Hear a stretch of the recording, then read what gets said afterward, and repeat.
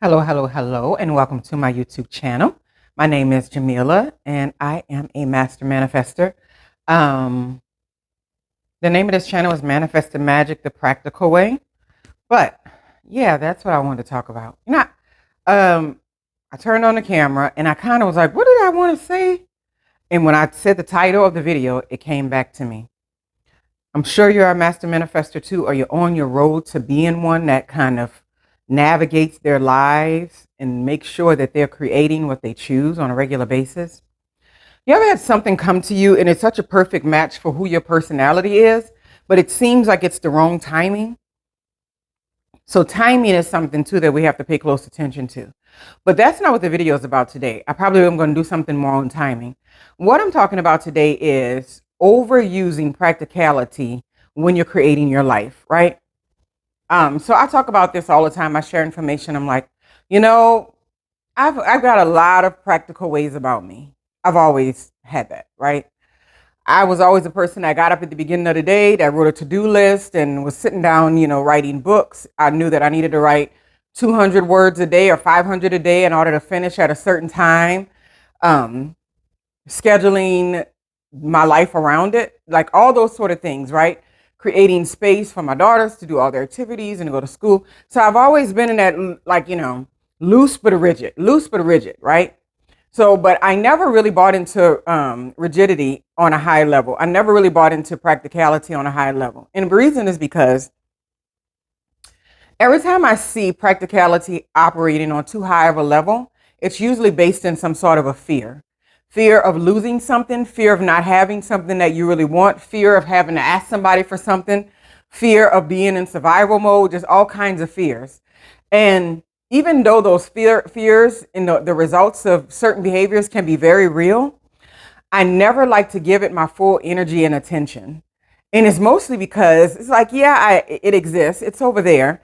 But how am I going to go forward and be confident and give something my all if I'm always worried about what I'm going to lose in the background, right? One of these things that's been very easy to me is to walk away from environments and positions or things like that weren't for me. I never had a problem with it. I'm like, oh, something will happen. So I would get in my head, work. If I was working somewhere, I'd be like, okay, I'm going to be here for like 3 more months. I can save this much money. Then I'm out of here. And I've had such amazing little like outcomes and people I've met and events and things that I've been involved in. And it's been amazing. And I can honestly say, if I thought I was way too practical, that wouldn't have been possible for me because I would have been too locked into what I thought success was, as opposed to allowing those things to unfold in my life in various ways, right? Um, I was going to say funny story, but it's almost like when you are, think about somebody walking on a tightrope, right? There were these brothers who did this tightrope walk across like 2 buildings in New York that was like, I don't know, 80 feet, 80 floors tall or whatever. It was like in the early 1900s. And they gained worldwide fame and they survived, right? No safety net, nothing down there, right?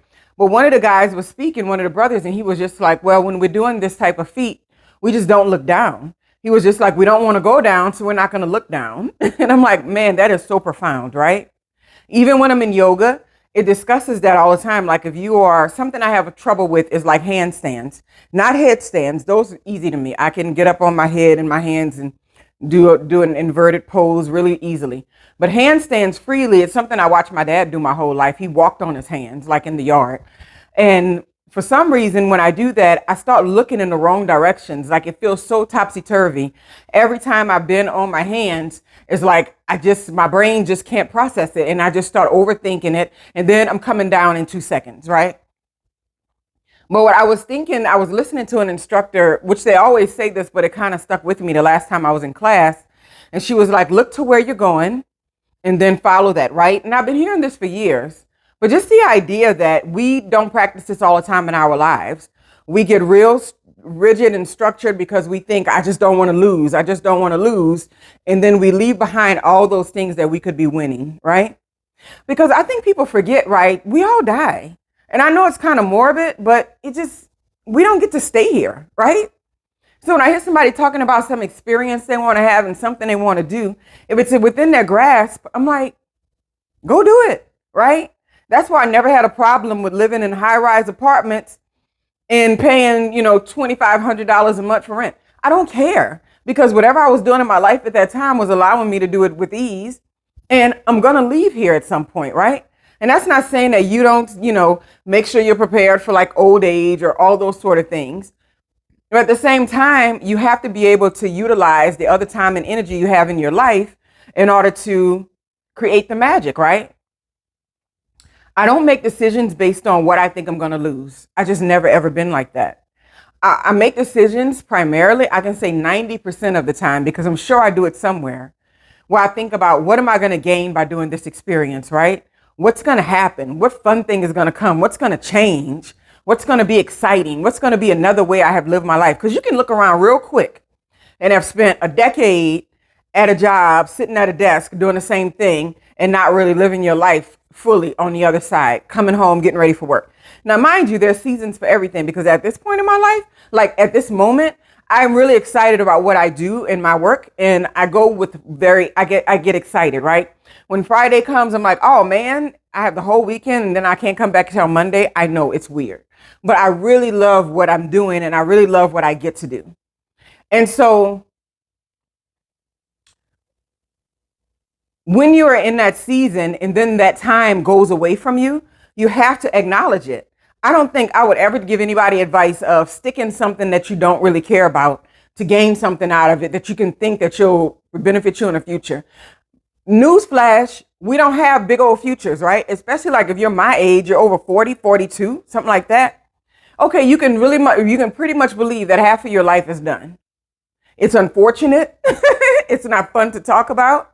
A lot of people don't like to have conversations about it, but it is what it is. And we have to start valuing our time a whole lot more. I have this thing that I do with meetings. I cannot stand, it is a huge pet peeve of mine, when people schedule meetings for a certain period of time and then it just goes over and nobody says anything or whatever. I'm like, those days are over, right? If you don't like me, fire me. I don't care. Who cares? There's so many positions and jobs and things to do in the world right now to create income. So much to do. But what you're not going to do is tell me that a meeting is from 10 to 10:30 and keep talking until 10:50. I'm just not doing it anymore. I'm like, you need to organize the meetings better, organize your time better, because time is all we have. That is your currency. Forget the money. Money's cool, but time is your real currency. How much are you trading for nonsense? And I'm like sitting there and I do it with no problem. I'm like, I got a 10:30 call. I don't have a 10:30 call, but I'm not going to sit here and let you manipulate my time so you can just ram on for 20 more minutes. I'm not doing it. And when I feel like I have a tight schedule and something needs to happen, I'll say ahead of time, hey, I don't know how long y'all were planning to run the meeting, but I got to leave at so-and-so. Just so they know, if you see me drop off, you see me drop off because I'm done. The majority of what needed to be said and gotten out of that meeting has already been said. The rest of this is just people, oh gosh, I never thought people just ramble in meetings about a topic. They come to a conclusion and then they just keep on rambling about it and talk about what this person, I'm like, I don't care. Does that make me so bad? No. But time, getting back to that, because I can go off on a tangent with that. Time is our most valuable commodity. So making decisions about your life and over applying practicality, it will find you in a very predictable and kind of boring life. And there's nothing wrong with that if that's what you're aiming for. But a lot of people are aiming for some kind of magic, right? That's why I have no problem with people that put it all on the line for some type of dream or something that they have. And my biggest thing is, as long as you're not raising kids, nobody really cares what you're doing. I always say that, think about my nieces and nephews, and I'm like, do whatever you want to do to figure out what you want to be in life, as long as you don't have kids. Once you have a kid, your life is about what they need. And that's when you're really going to have to apply those practicalities with making sure they have what they need, right?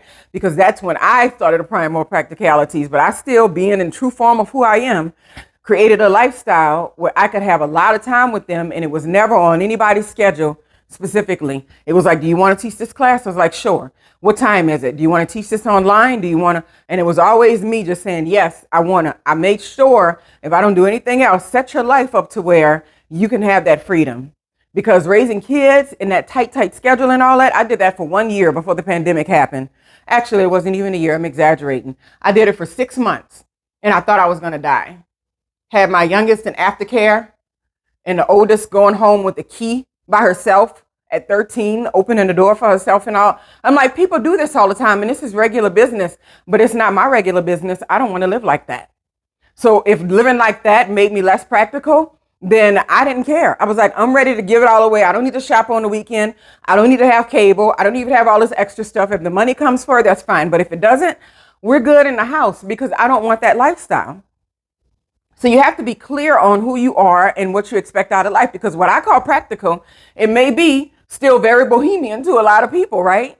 So I think applying too much practicality into your life and being over pragmatic about things that you need to accomplish or what you want to do, it really steals the magic from like the everyday, right?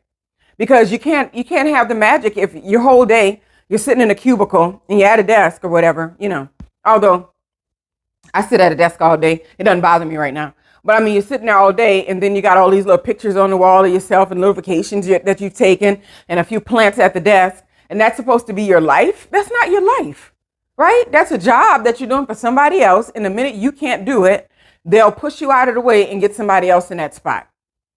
So do some things that are risky. Do some things that will make you think, what am I going to lose? Everything's going to fall apart. So many times in my life that I did a free fall, I was like, I don't care what happens. We'll see. And it all turned out great. It all turned out great. And even if it didn't look great at first, it was great eventually. I've done that so many times because I know that we only get to do this one time as far as we know. Time is my most precious commodity. And I'm not going to be over structuring my life in order to avoid pain. And pain happens anyway, no matter what. So I may as well have an expectation that the pain is going to come. And then I get to decide where I want to see that pain happen. Do I want to see pain happen financially? Do I want to see pain happen in relationships? Do I want to see pain? No, we don't want it, but it's just the way life works. There's no way to get around this. So being too caught up, being too structured, trying to control too much about what's happening in your world, it just makes a very small life. Anyway, that's all the words I had today. I'm very hot. I was out today, and let me tell you, it's like 103 degrees in Houston. This is awful. My mom says it's the same way in Dallas.